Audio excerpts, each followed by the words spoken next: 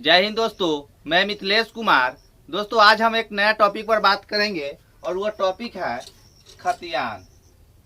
खतियान दोस्तों, ये जो खतियान जो है सो खतियान को हम कैसे पढ़ेंगे और कैसे समझेंगे कि खतियान के कौन से खंड में क्या सब लिखा हुआ रहता है। आज हम आपको यही खतियान के बारे में विस्तृत जानकारी देंगे और साथ ही लाइव भी दिखाएंगे जो खतियान में कहाँ पर क्या सब लिखा हुआ रहता है। तो दोस्तों पहले आप जान लीजिए जो खतियान में कुल कितने खंड होते हैं और उसके बाद कौन कौन से खंड में क्या सब लिखा हुआ रहता है। उसके बाद हम आपको लाइव खतियान दिखाएंगे।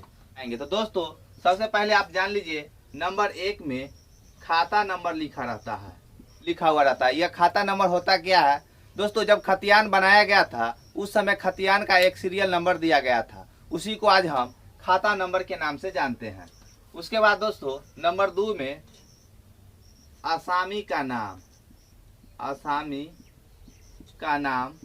असामी का नाम मतलब होता है रैयत का नाम, यानी कि इसको हम रैयत भी बोलते हैं। रैयत का नाम आपको अगर आप कोई भी खतियान देखिएगा उसमें अक्सर आपको असामी लिखा हुआ होगा और नहीं तो रैयत लिखा हुआ होगा। और उसके बाद नंबर 2 में ही उसका पिता का नाम और उसके साथ साथ आपको उसका पूरा एड्रेस भी लिखा हुआ होगा।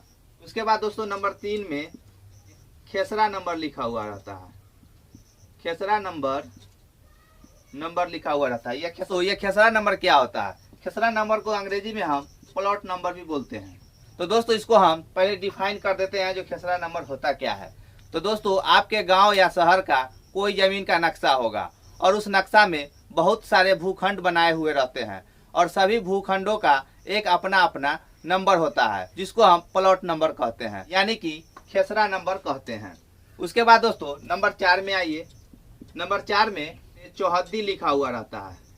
दोस्तों ये जो चौहद्दी जो है सो भूमि के चारों दिशा में जिन जिन व्यक्तियों का जमीन रहता है उसका नाम चौहद्दी के रूप में लिखा जाता है। इसमें आपको उत्तर, दक्षिण, पूर्व और पश्चिम करके जिन जिन व्यक्तियों का जमीन होगा उन व्यक्तियों का नाम लिख दिया जाता है। आपको जब हम खतियान बताएंगे लाइव में तब आप उसमें समझ जाइएगा। उसके बाद दोस्तों नंबर 5 में आपको किस्म जमीन लिखा हुआ रहता है। किस्म जमीन लिखा हुआ रहता है। यह किस्म जमीन क्या होता है ये भी समझ लीजिए। यह एक जमीन का प्रकार होता है और जमीन भी कई प्रकार के होते हैं। एग्जाम्पल के तौर पर हम बता देते हैं, एक धनहर होता है, एक भीट होता है और यही धनहर में धनहर 1 और धनहर 2 भी लिखा हुआ रहता है। और इसी तरह भीट में भी भीट 1 और भीट 2। और उसके बाद आपको बसबारी, खरौरी, परती, उसके बाद मकान में सहन, ये सब भी लिखा हुआ रहता है जो जमीन का किस्म को दर्शाता है। इसलिए खतियान में यह खंड 5 में खतियान में दर्ज किया हुआ रहता है। उसके बाद नंबर 6 में आपको रकबा लिखा हुआ रहता है। रकबा में आपको एकड़, डिसमिल और हेक्टेयर लिखा हुआ रहता है। दोस्तों खतियान में बहुत सारे खंड होते हैं, टोटल खंड 16 होते हैं, लेकिन महत्वपूर्ण खंड होते हैं वह 6 तक ही होते हैं। हम लोगों को कुल 6 खंड तक ही पढ़ना होता है।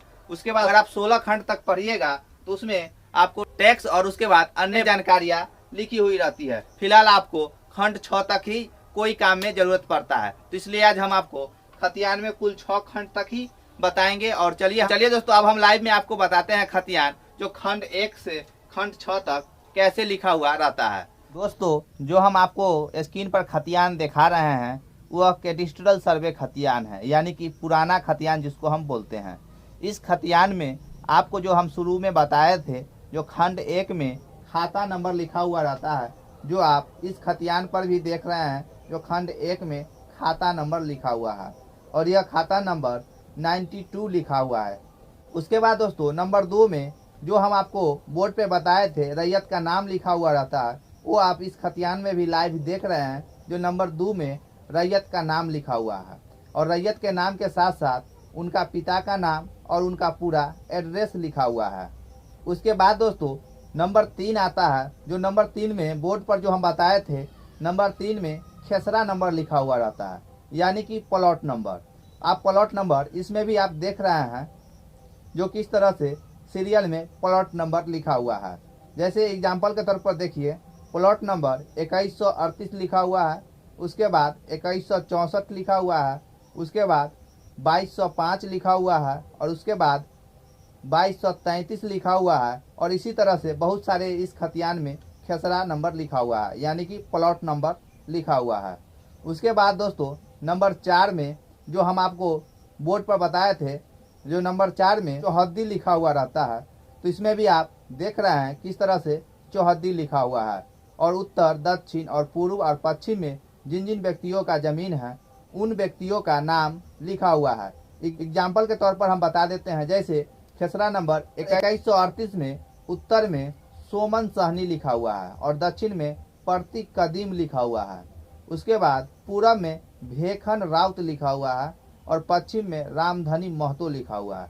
यह जमीन का चौहद्दी लिखा हुआ है, जो चारों दिशा में कौन कौन से व्यक्ति का जमीन है।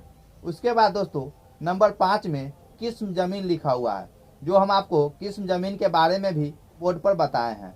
देख रहे हैं नंबर 5 में किस्म जमीन लिखा हुआ है, और किस्म जमीन में लिखा हुआ है धनहर, धनहर, भीट, भीट, फिर धनहर लिखा हुआ है। उसके बाद दोस्तों नंबर 6 में रकबा लिखा हुआ है। रकबा यानी कि जमीन का कुल क्षेत्रफल कितना है वह इस खतियान पर लिखा हुआ है, वो नंबर 6 में लिखा हुआ है। जैसे एग्जाम्पल के तौर पर आप देखिए, खेसरा नंबर 2138 का जो एकड़ में कुछ नहीं लिखा हुआ है, लेकिन डिसमिल के जगह पर 11 लिखा हुआ है। उसके बाद हेक्टेयर के जगह पर भी कुछ नहीं लिखा हुआ है। तो दोस्तों इसका मतलब यह हुआ, जो खेसरा नंबर 2138 जो है उसका कुल क्षेत्रफल जो है सो 11 डिसमिल है।